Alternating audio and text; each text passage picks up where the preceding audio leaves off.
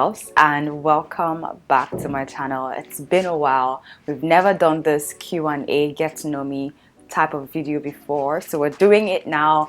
We're getting comfortable, we're kind of in the zone, and we're just going to start. So I asked guys on Instagram a couple of days back to ask me a question, and you guys asked me a couple of personal as well as professional questions. I'm going to be answering all of that in this video, so if you are interested, if you asked me a question, then you definitely do want to keep on watching.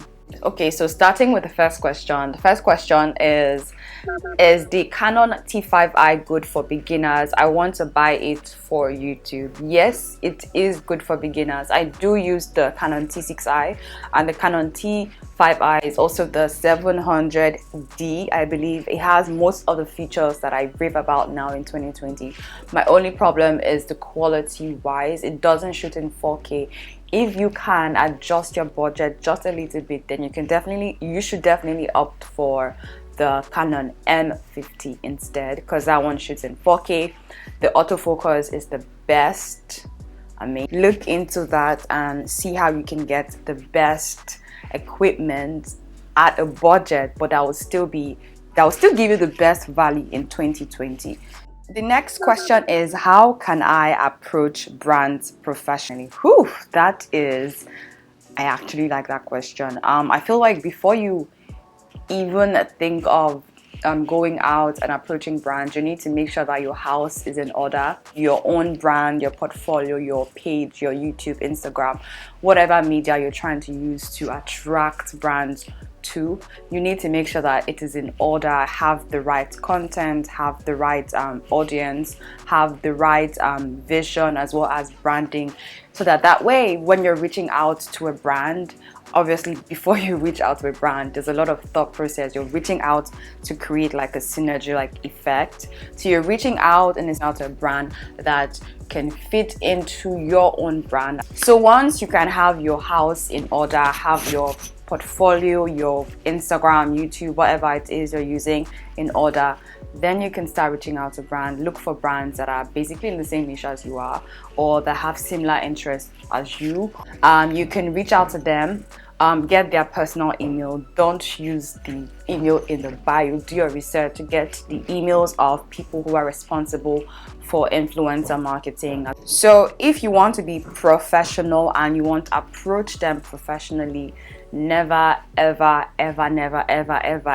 send them a DM. Do your own research, look for their personal email addresses, and then compose your email in a way that it's also professional. Tell them who you are, you know, what you do, maybe show them the work you've done. If you have featured their product, also add that to the email, and then tell them what they would benefit from working with you, how you guys are going to mutually benefit from the collaboration or the partnership or the sponsorship, whatever it is. Okay, you always want to be able to give something of value to them before they can actually work with you or collaborate with you. So that is my take on that. Get your house in order, look for a brand that you can fit into, that you guys have, like you guys just click, you fit. Then you can then approach them and then compose your email and kill it. Pitch. Okay, so my next question is, do you mind collaborating with small YouTubers like 200 subscribers? This noise is pissing me off. I want to say something with collaboration. It's really not about numbers. Numbers actually add to the determining factor, no wahala. But it's not the sole reason why a brand would want to collaborate with you and why you would want to collaborate with someone else. Personally, for me, I'm someone who is moved. I'm moved by creativity, and most of the people that I actually am dying to collaborate with here in Nigeria don't even have a YouTube channel. So it means that they have 0 subscribers. But so in summary, no, I actually don't mind collaborating with someone who has 200 subscribers, but there should be some sort of I don't know, like it should be mutually beneficial. Like you need to be bringing something to the table, right? There should be like the content or the idea has to be wow. Do you understand? It's not about, oh, you have 1 million subscribers, I have 1,000 subscribers, okay, because you have a lot more subscribers and I want to collaborate with you. It is not, that doesn't work in the business world. It's not really about the following, it's more about the branding, the ideas, the concept behind it. So in summary, no, I wouldn't mind collaborating with someone who has 200 subscribers, but as long as the idea, the concept is amazing, then I'm all for it. Like, I'm all for like creating amazing content. If we can create something magical, then I'm all in. Someone said, how did you grow your Instagram page? By posting dope ass content. I mean, by posting consistent, high quality, high valuable, engaging content.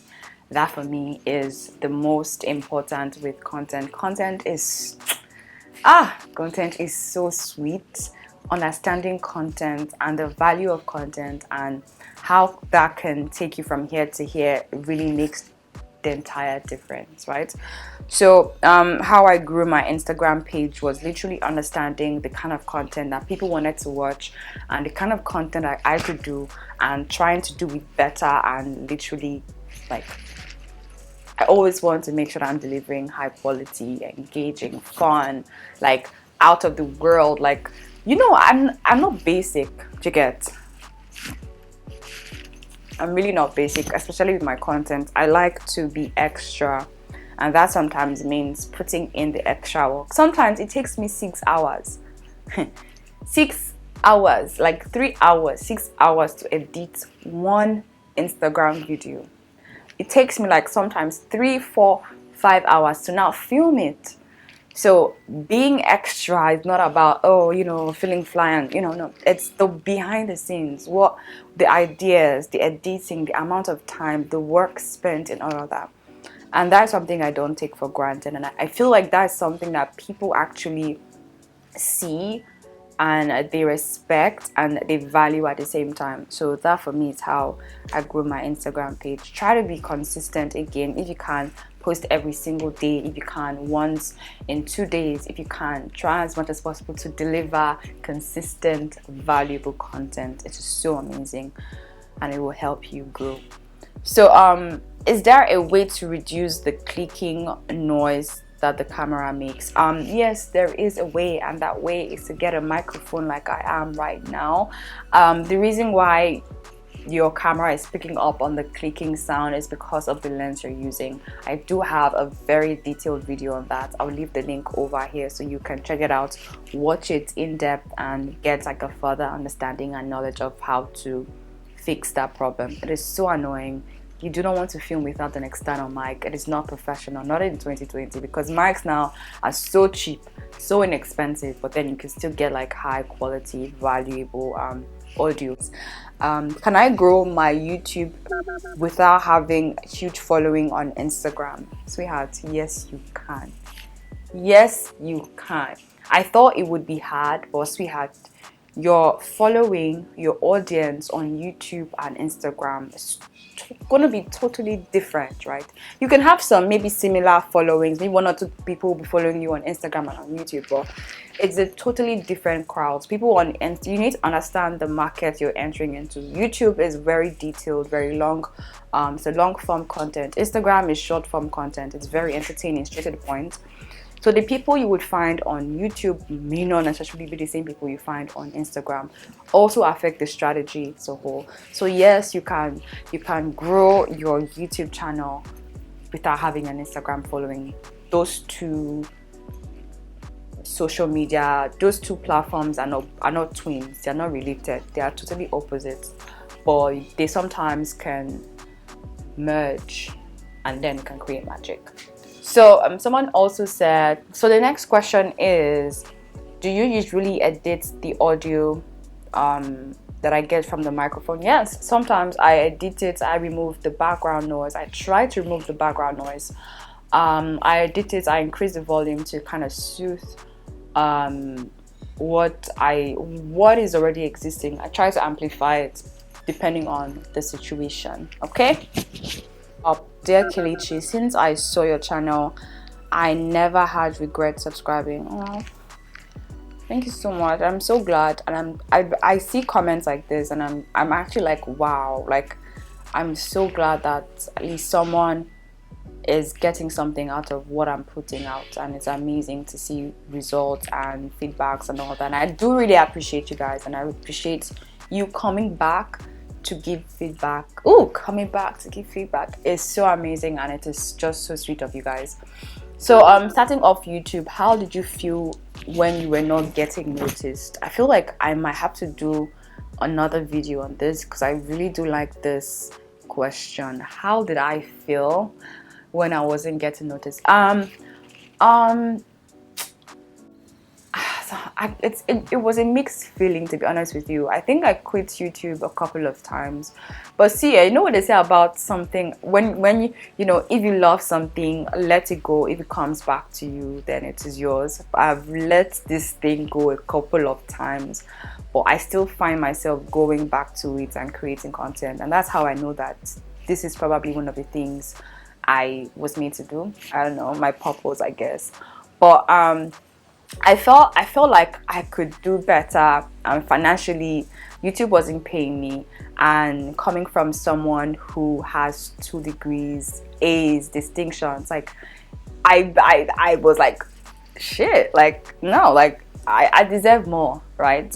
And I would quit it for a while, and then I'm like, but really though, like I see things happening, like, girl, you can do better. Like I'm my own hype, my own hype woman or man, I don't know whichever one I'm going to use, but I see things and I'm like, I could do better. I know I can do better, like in terms of content. Like I see and I'm like, I can do better, and I go back to YouTube, and then again it starts declining. I'm like, oh, and I quit it.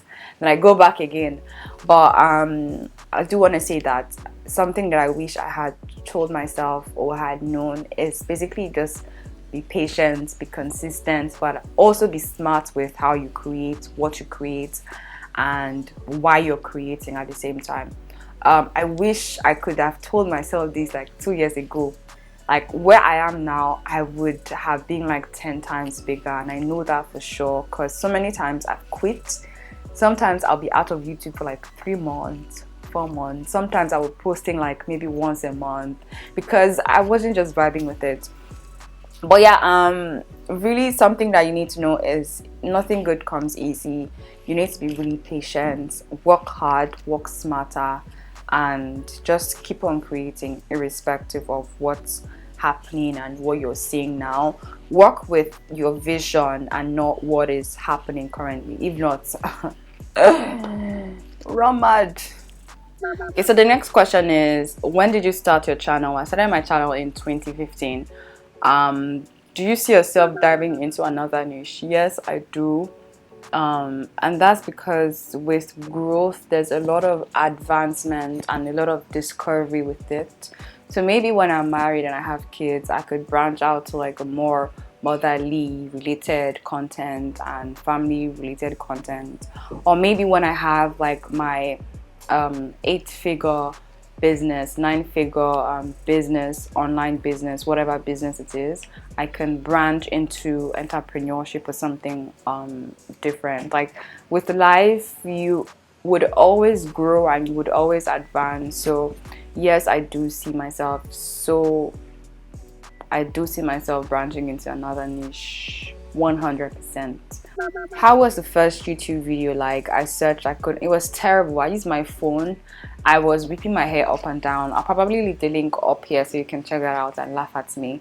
But it was ridiculous. But that I'm so glad I got it over with and we're here now.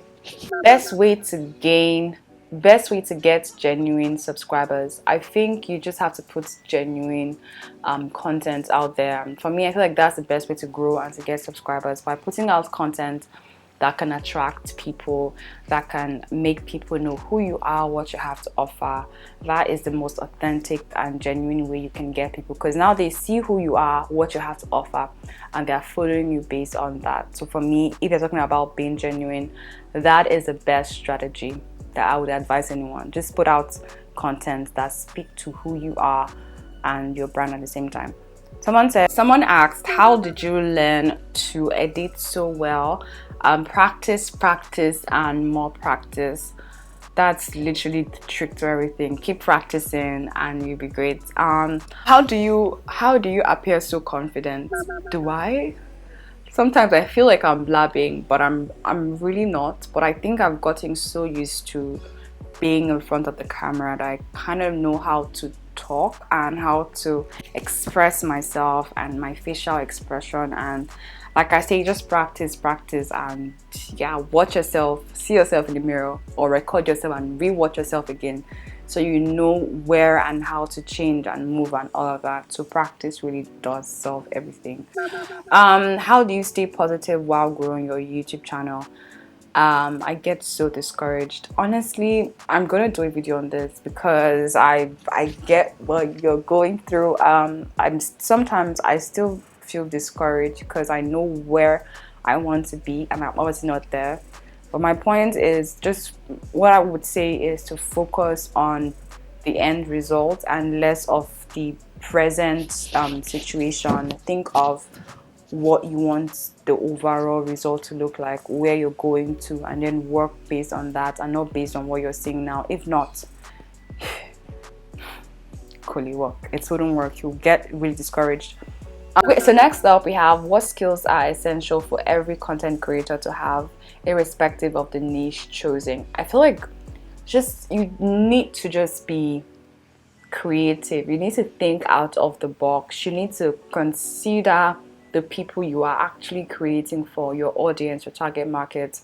So you need to have research skills, you need to have creative skills, you need to have editing skills, obviously, and maybe I could actually do an entire video on that. Someone says, how do you grow your YouTube? Because I'm really struggling with growing mine. Honestly, I do have like tons of videos on that. I'll leave them here. But something I do want to say is that you really need to be very intentional with the content you're putting out.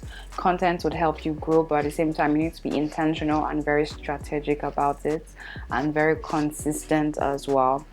When are you gonna teach me how to edit dope IG videos? Tayo, look at can you take a look at yourself before you ask that kind of question. I should be asking you, when are you going to teach me? But anytime you're ready, anytime you're available, I'm here for you, and I'm here to learn, and I'm here to share at the same time. Did you consider doing makeup on clients for income, and why? No, never, nada, wouldn't. It's just not in me. I know that it's something I can do, but it's also something I don't want to do, because I feel like I'm going to restrict myself, because if it's something I want to do, I am someone who devotes my time, my resources into something. Like, if this is what I'm going to do, then I will die here, basically. And I feel like I love makeup, or makeup artistry is something that I feel like it's not my calling to get. So yeah, I just know I've never thought about doing it. I never will, hopefully, and it's just not in me, you know. How do I shoot YouTube videos in a noisy environment? Planning.